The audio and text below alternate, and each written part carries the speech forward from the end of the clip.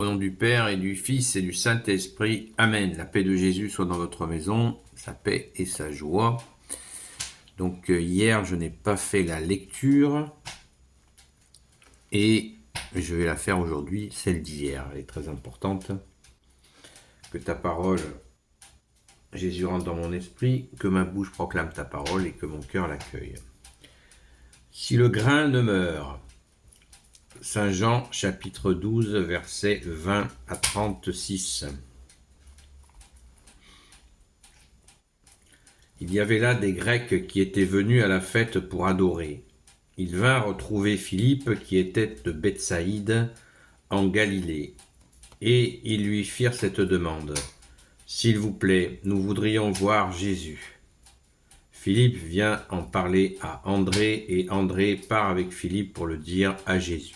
Alors Jésus déclare: « L'heure est venue où le Fils de l'homme va être glorifié. En vérité, je vous le dis, si le grain de blé ne tombe pas en terre pour y mourir, il reste seul. C'est quand il meurt qu'il porte beaucoup de fruits. Celui qui tient à sa vie la détruit, mais celui qui méprise sa vie dans ce monde la sauvegarde pour la vie éternelle. Si quelqu'un veut me servir, qu'il me suive, et là où je suis, là aussi sera mon serviteur. Si quelqu'un me sert, le Père saura le récompenser. Maintenant je suis dans un grand trouble. Je pourrais dire: Père, épargne-moi cette épreuve, mais je suis venu précisément pour connaître cette heure. Père, glorifie ton nom. À ce moment, une réponse vint du ciel. Je l'ai glorifié, je le glorifierai encore. Les gens qui étaient là et qui avaient entendu disaient: c'est le tonnerre. D'autres disaient: un ange lui a parlé. Alors Jésus déclara: cette réponse était pour vous et non pour moi. C'est maintenant le jugement de ce monde. Le prince de ce monde va être jeté dehors. Et moi, dès que j'aurai été élevé de terre, j'attirerai tout à moi. En disant cela, Jésus faisait allusion au genre de supplice par lequel il allait mourir. Aussi, lui dit-on dans la foule, nous avons appris dans la loi que le Messie demeure à jamais. Et toi, tu dis que le Fils de l'homme doit être élevé. Qui est ce Fils de l'homme ? Jésus leur dit: la lumière est avec vous pour peu de temps encore. Marchez tant que vous avez la lumière. Ne vous laissez pas surprendre par la nuit. Marcher de nuit, c'est ne pas savoir où l'on va. Lorsque vous avez la lumière, croyez à la lumière et soyez fils de la lumière. Telles furent les paroles de Jésus. Ensuite, il les quitta et ne se montra plus. Merci Jésus pour ta parole. Je crois que c'est très explicite.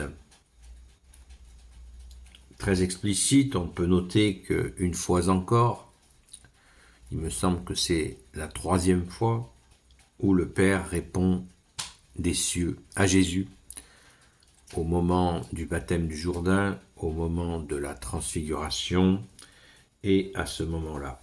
Je l'ai glorifié et je le glorifierai encore. Jésus nous dit bien qu'il pourrait renoncer, il a la liberté de renoncer à cette heure qui est sa passion, la crucifixion. Et Jésus nous dit: je pourrais dire, il ne le dit pas, je pourrais dire: Père, épargne-moi cette épreuve, mais je suis venu précisément pour connaître cette heure.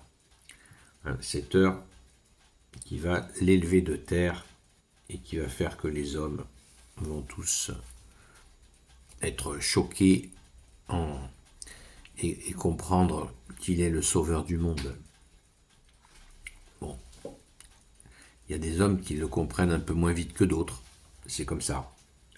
Mais c'est la réalité, et de toute façon, au final, nous avons une autre parole qui nous dit que le Père mettra tous les ennemis de Jésus sous ses pieds. Donc, c'est clair, c'est net, c'est acté. C'est ainsi, que ça nous plaise ou non, c'est comme ça. C'est acté parce que c'est un acte d'amour. C'est pas quelque chose qu'on nous impose, puisque Jésus s'est laissé ainsi traiter par amour pour nous faire comprendre justement l'amour, la justice, la miséricorde, la vérité.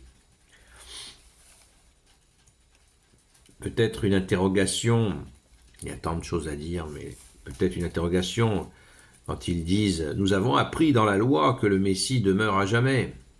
Et toi tu dis que le Fils de l'homme doit être élevé. Qui est ce Fils de l'homme » Jésus déclare sans arrêt qu'il est Fils de l'homme au début de son ministère, ce qui fait allusion à la prophétie du prophète Daniel dans l'Ancien Testament, qui disait qu'il avait une vision, le Père lui avait donné une vision, le Père éternel lui avait donné une vision, où il voyait un Fils d'homme,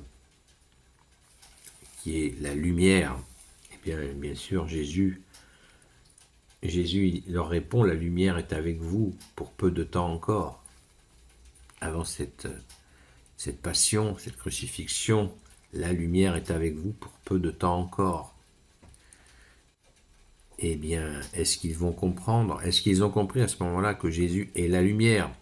Jésus ne leur dit pas d'emblée « je suis le Messie ». Il le dit à la Samaritaine.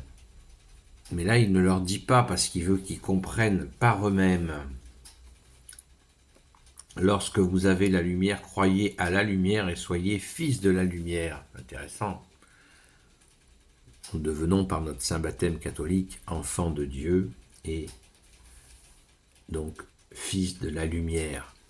C'est beau, c'est Jésus qui est la lumière. Jésus nous dit « je suis la lumière du monde ». Aussi dans une autre séquence d'évangile. Vous voyez, il faut, quand beaucoup de gens me demandent comment faire pour comprendre, lire la parole, eh bien il faut lire plusieurs paroles qui veulent dire la même chose, parce que Jésus, dans sa pédagogie absolument unique dans l'univers, eh bien nous confirme et reconfirme et reconfirme par ses paroles et par ses actes, ce qu'il dit. Merci, ce que tu nous dis, bien-aimé Jésus. Donc soyons attentifs à cette lumière qui ne nous a pas quittés. Là, il dit qu'ils ont la lumière avec eux pour peu de temps encore, mais quand nous accueillons Jésus dans notre cœur, eh bien nous l'avons pour toujours, si nous la gardons, bien sûr. Jésus nous dit, celui, encore dans une autre séquence d'évangile, celui qui met en pratique mes paroles avec mon Père et moi, nous viendrons faire notre demeure en lui. Merci Jésus, quelle grâce. Sois béni Jésus dans tes anges et dans tes saints. Amen.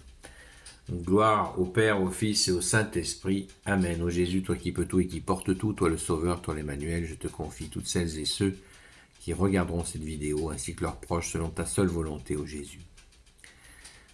Marie, Reine des cieux, Sainte Marie, Reine des cieux, toi notre Mère, Notre-Dame, toi l'Immaculée Conception, toi qui écrases le serpent, toi qui as la lune sous tes pas.